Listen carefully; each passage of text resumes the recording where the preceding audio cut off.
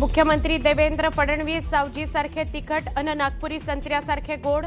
उपमुख्यमंत्री एकनाथ शिंदेंकडून मुख्यमंत्री देवेंद्र फडणवीस यांचं तोंड भरून कौतुक।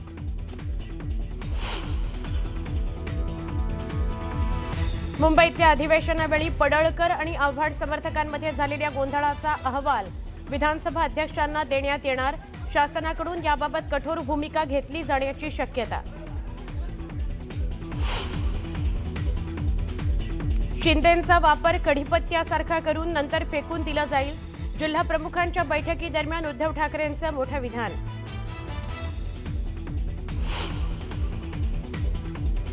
जन्मदात्या आईने 6 अपत्य विकल्याची धक्कादायक घटना त्र्यंबकेश्वरच्या बरड्याची वाडी इथून आली समोर। हलाखीच्या परिस्थितीनं पैशांकरता 14 पैकी 6 मुलांना विकल्याची माहिती।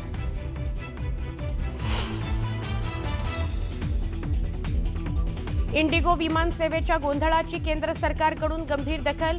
सरकारकडून इंडिगोला 10% उड्डाण कपातीचा आदेश।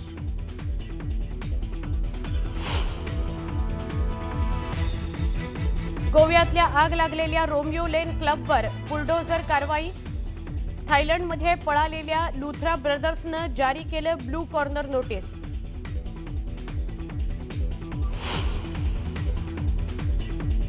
आणि पहिल्या T20 सामन्यात भारतानं केला आफ्रिकेचा 101 धावांनी पराभव। अष्टपैलू कामगिरी करणाऱ्या हार्दिक पांड्याला सामनावीरचा किताब।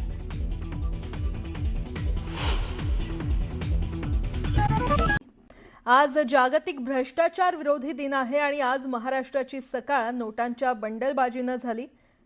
ठाकरेंच्या शिवसेनेचे नेते अंबादास दानवेंनी बंडलबाजीचा व्हिडिओ ट्विट केला आणि कॅश बॉम्बनं एकच खळबळ उडाली। सत्ताधारी विरोधकांमध्ये आरोप प्रत्यारोपांच्या फैरी झडू लागल्या। पाहूयात।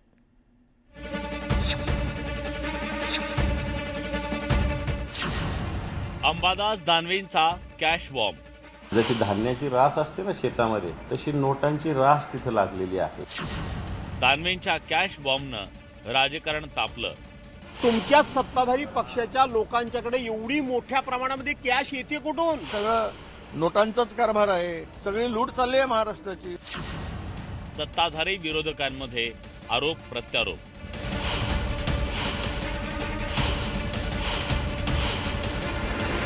राज्य विधिमंडळाचं हिवाळी अधिवेशन सुरू असतानाच ठाकरेंच्या शिवसेनेचे नेते अंबादास दानवेंनी एक व्हिडिओ पोस्ट करून खळबळ उडवून दिली।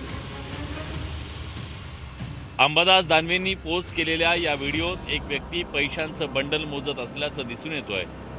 या व्हिडिओत शिवसेना आमदार महेंद्र दळवी असल्याचा आरोप अंबादास दानवेंनी केला।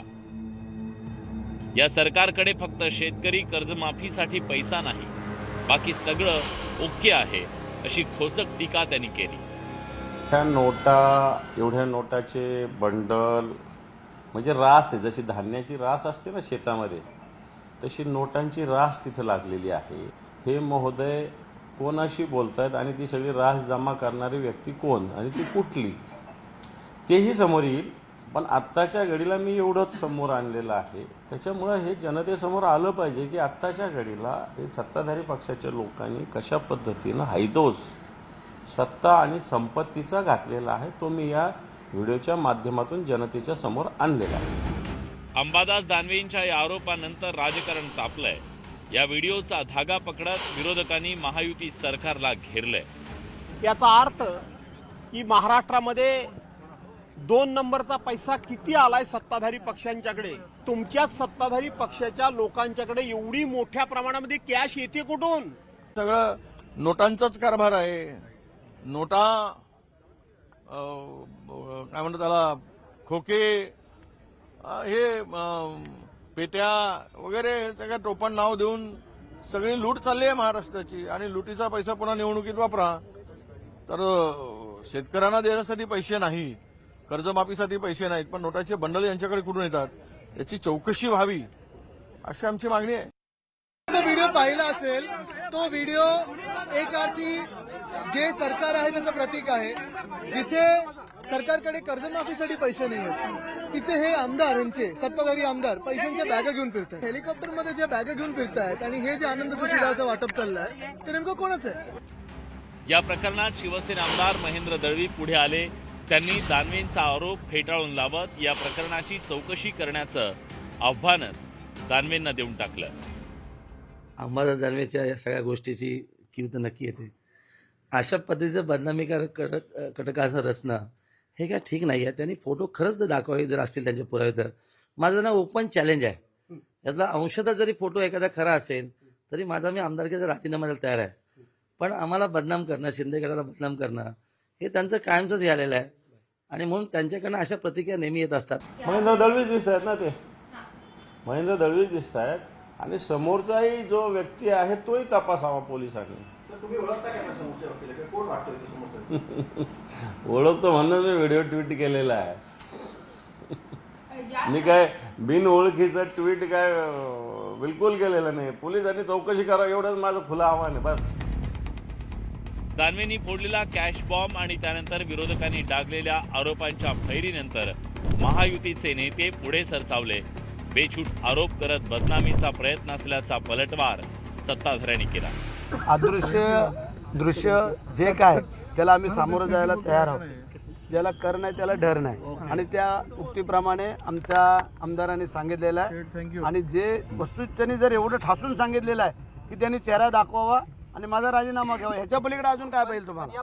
पाहिलं असेल चौकशीमध्ये काय निघालं. संजय सिसाटाच्या बाबतीतही अशी बदनामी करण्यात आली आणि दानवेच्या बाबतीतही जे आरोप करण्यात आले. आताही दळवीच्या बाबतीमध्ये असेच पद्धतीचे आरोप केले जात आहे. शिवसेना टार्गेट केली जाते असं म्हणणं चुकीचं आहे. बॅगाच्या मध्ये पैसे सापडले, इथे पैसे सापडले, चौकशीत येईल ना, चौकशीत येईल.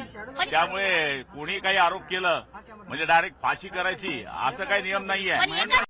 असं काहीतरी दाखवायचं आणि मी कसं शिवसेनेच्या आमदारांना अडचणीत आणतोय हे त्यांच्या नेत्यांना दाखवून तिथं आपली कॉलर टाईट करण्याचा प्रयत्न अंबादास दानवेंचा आहे. कधीतरी कर्जतच्या फार्म हाऊसवर तुम्ही सगळेजण पहिले चाला आणि जमिनीमध्ये किती कॅश खोदून ठेवली आहे हे जरा उद्धव ठाकरे आणि आदित्य ठाकरेला विचारा ना, जरा विचारा.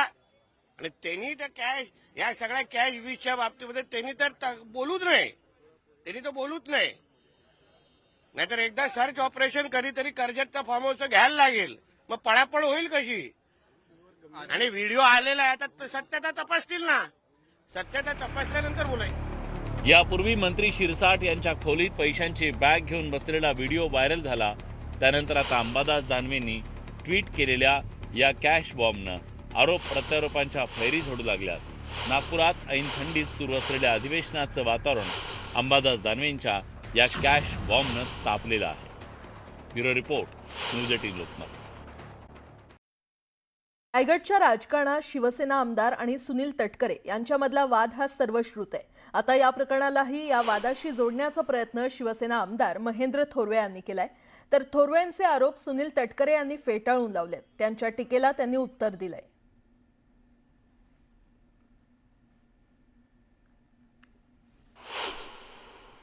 रायगडमध्ये जे काही राजकारण सुरू आहे त्याचा कुठेतरी याचा धागा असावा असं मला त्या ठिकाणी वाटतंय की अंबादास दानवे, सुनील तटकरे हे जाणीवपूर्वक त्या ठिकाणी शिवसेनेचे आमदार रायगडमधले आम्ही जे काही त्यांनी सुरू असणारं त्यांचं कुटीरनीतीचं राजकारण त्यामुळे कदाचित हे संगनमताने झालं असं मला वाटतं. तटकरेचं आत्ताचं राजकारण जर तुम्ही पाहिलं तर म्हणजे आम्ही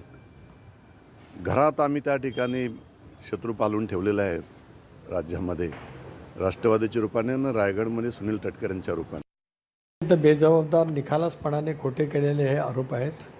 माझ्या 40 वर्षाच्या राजकीय जीवनामध्ये माझा अनेकांशी राजकीय संघर्ष झाला, पण तो राजकीय विचारधारेवरती त्या ठिकाणी झाला.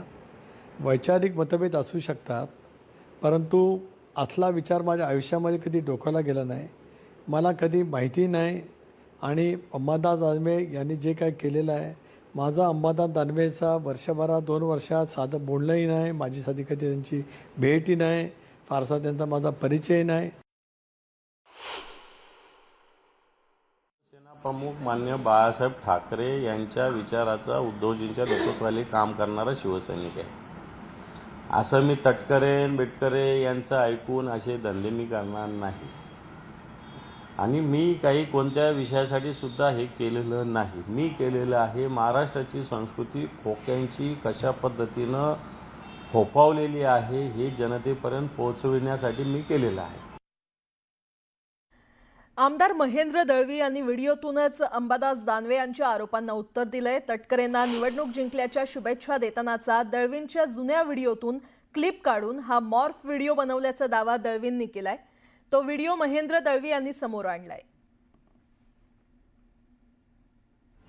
या जनतेने खऱ्या अर्थाने सर्वाधिक मताधिक्य दिलं. अतिशय सर्व नेते मंडळींनी, महायुतीच्या सर्व पदाधिकाऱ्यांनी खूप प्रयत्न करून आदरणीय तटकरे साहेबांच्या विजयामध्ये खूप मोलाचं योगदान दिलं. आमदार नात्याने मी आपल्या सर्वांचे मनपूर्वक आभार व्यक्त करतो.